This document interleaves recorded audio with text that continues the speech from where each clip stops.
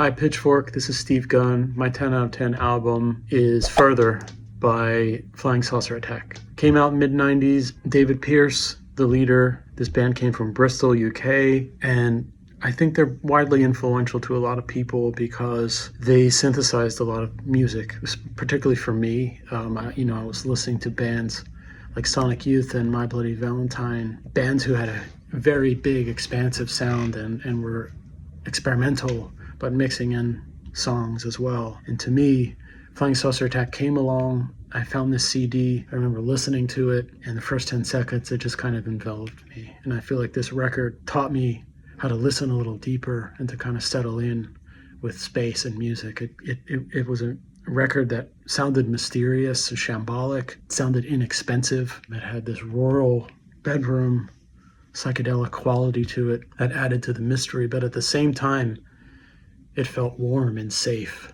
That mixture of danger and safety is something that I hold on to in music as well. And this album really captures that. And I listened to it incessantly back then. I recently listened to it and it had a similar effect. It took me back to that place, that feeling that I had when I first was spending time with it.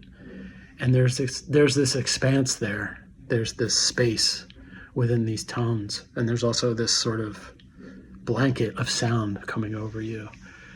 And to me, it's worth a listen. And it's also a bit of a seasonal record. It feels like early winter. It feels autumnal. And the cover is perfect because it does feel like you're walking into a forest. The moon is sort of lighting the forest. So the forest is covered in blue light. And you feel like you're going into a different territory. You're going to a different environment.